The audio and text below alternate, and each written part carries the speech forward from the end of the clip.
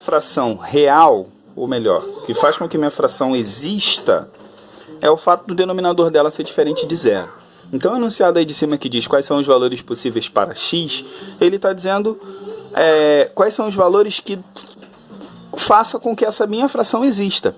Ou seja, para que esta fração exista, eu preciso que o meu denominador, x mais 1, seja diferente de zero.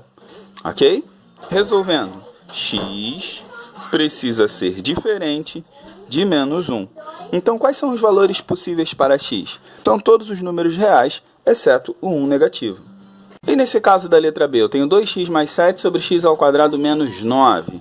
Quais são os valores possíveis para x? Pois bem, os valores possíveis para x são os valores que tornam o meu denominador diferente de zero. Então, eu preciso saber x ao quadrado diferente de zero. Ok? Ali eu vou achar os números que não podem ser o x. Se eu falo quais são os valores que não podem ser x, consequentemente eu fico com os valores que podem. Então, resolvendo, a letra para um lado, o número para o outro, fico com x ao quadrado diferente de 9. X é diferente de raiz quadrada de 9, qual é a raiz quadrada de 9? Mais ou menos 3. Então, os valores que x não pode admitir é mais ou menos 3. Então, quais são os valores possíveis para x?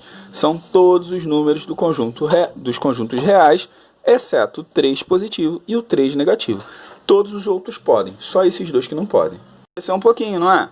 Mas não tem problema não. Antes da gente começar a resolver, vamos ver se dá para fatorar, ok? Olhando aqui em cima, ó, eu tenho x ao quadrado mais x mais ax mais a.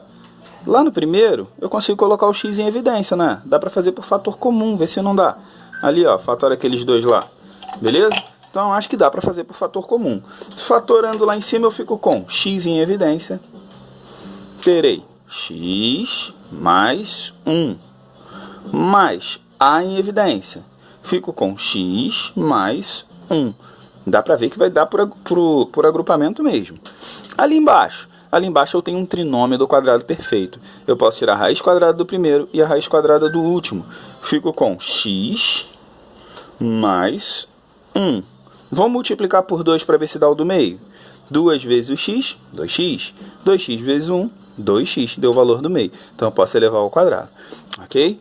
Lá em cima eu vou terminar de simplificar.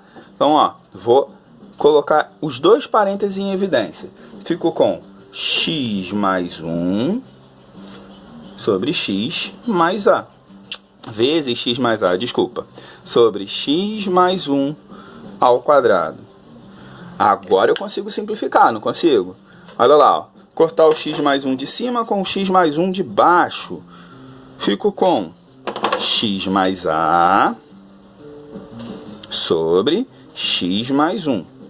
Show! Simplifiquei a minha conta.